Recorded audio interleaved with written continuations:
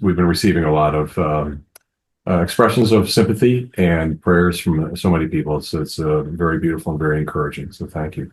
And first of all, you had a pilgrimage with you and fellow parishioners in October with Pope Francis. What do you remember about that, and what memories stand out in that visit?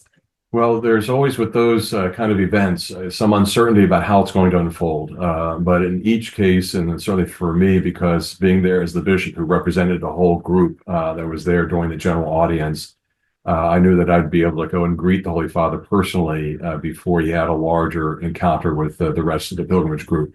So I was invited among some of the other bishops in line to go up and then greet the Holy Father. He was seated, and is where he gave his remarks to the whole general audience in St. Peter's Square. And he was smiling. He said it's certainly a very kind of encouraging person as you encounter him, very personable.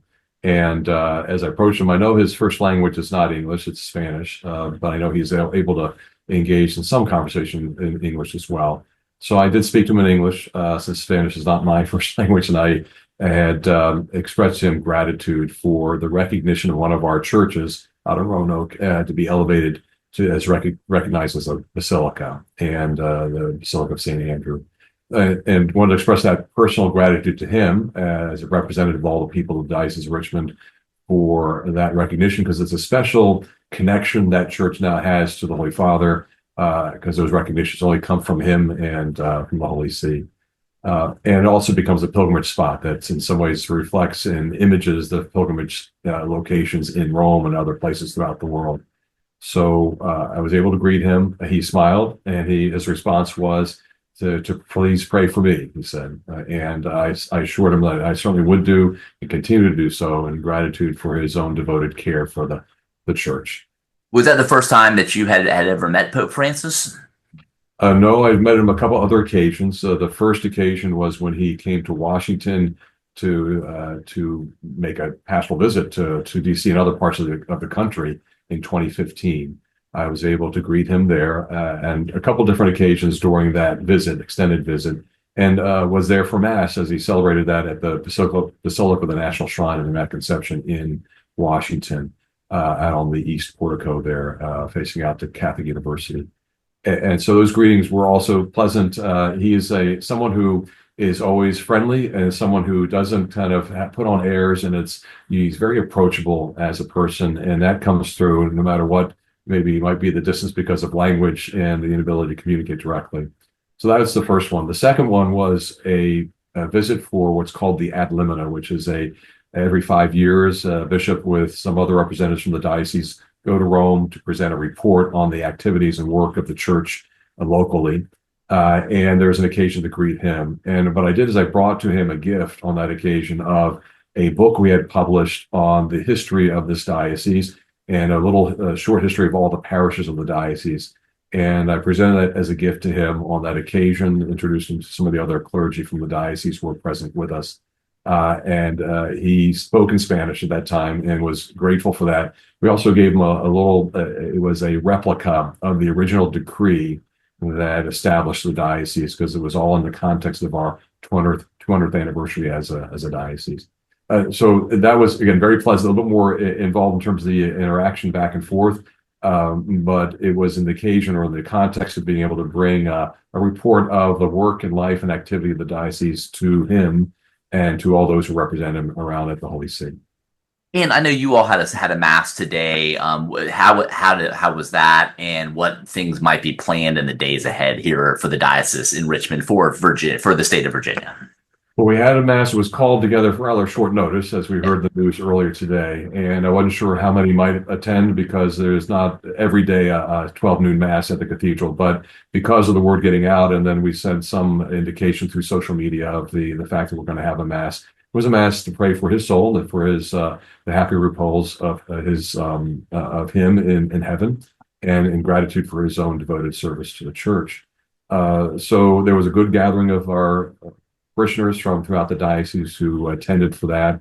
We had some music and also a chance for me to reflect a bit on his work as Pope. And in that, I spoke a bit about his work in reaching out to those in the peripheries, those who were marginalized, those who were kind of seemingly or maybe felt distant from the life of the church, and and it's an important encouragement to the whole church that we do that as in a routine, that we are always attentive to those on the peripheries, because they can give us insights and help in understanding God's will for us and His discernment of the Spirit.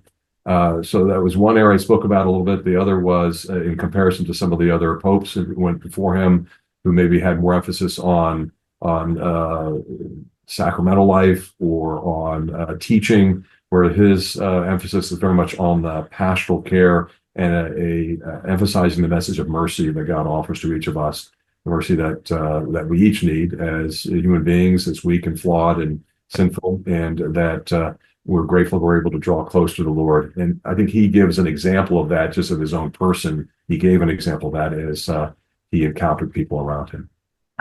And what do you think his major legacies will be moving forward if we'll look back on his life and his time as Pope?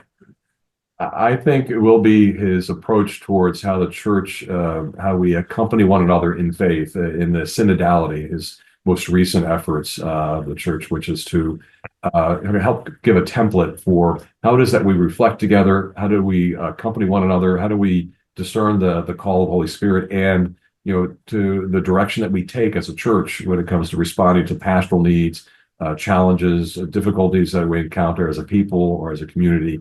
What's the process by which we use to reflect upon those issues, discern the will of the Holy Spirit together with all the people of God gathered around us, and move forward, with pastoral plans and some kind of direction for us. And of course, always taking the lead we believe, from the Holy Spirit, who guides us in our prayer, but always with an attentive listening to those around us, who, no matter how maybe seemingly distant or small, or maybe not as connected to a lot of the life and activity of other aspects of the church, that they are worth listening to and kind of being attentive to as we walk together in faith. A few more questions, Bishop. I appreciate your time. How do you think the popes influence the Catholic Church? I know every pope has, a special mark on the Catholic Church. How do you think Pope Francis influenced the church moving forward, maybe in a unique way, maybe previous popes maybe had not done in such a way? Well, I think he did emphasize the importance of pastoral charity, and that's for all of us in leadership, and then all those who represent the church in any way, and all those who work for the church, and that we encounter people in all kinds of circumstances and all kinds of brokenness and difficulty, and there's kind of a messiness to life, human life. We see that around us all the time, and how's it as a church we are called to respond to that? I think always in charity, with kind of a good, healthy portion of pastoral concern for those around us. That yes, we want to hold to the teachings of the church and to the way the church prays and offers sacrifice, and that we care for one another, in those ways as well, but certainly with always a great attention to pastoral charity and care for those around us. And I know obviously there'll be a new pope selected. Are there any particular characteristics that you would be excited about seeing in the new pope?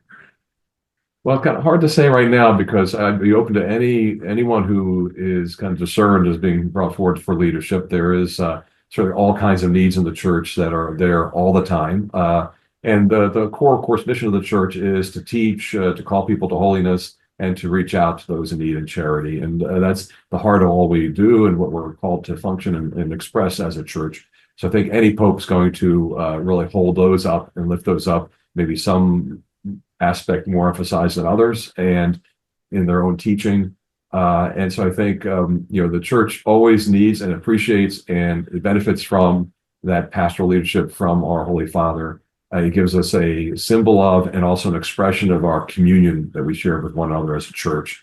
And that communion is always stressed and pulled on over time because of our own sinfulness, because of the challenge we have in communicating with each other and disagreements and so forth. And so a pope is called to really provide that both symbol and expression of unity for us as a church. And I think whoever is selected will do so. My last question, anything, I know this just happened today, but any things planned for members of the diocese across the state of Virginia in the days ahead, or is that still kind of in the planning stages right now? It's still in the planning stage. We don't have anything right on that we are able to announce right now. I know that over this next week there'll be a lot of attention to the funeral, and as that happens in Rome and the gathering, I'm sure we'll have occasion then to have other ways that we participate in that as a local church. And then after that, there'll be more attention focused in on the Cardinals gathering for the conclave and their own selection of a new pope. So that will kind of draw all of our attention when there's a new pope announced.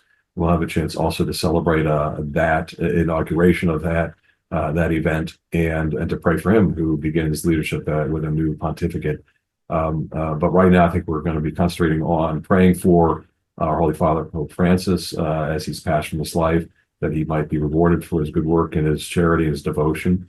And then he'll be in God's presence, and that we'll pray for one another, that as the church goes through this time of transition, we'll be strengthened as a people of God with confidence, especially this time of year as we celebrate the resurrection of the Lord. It's a time where we always look to new life and in gratitude.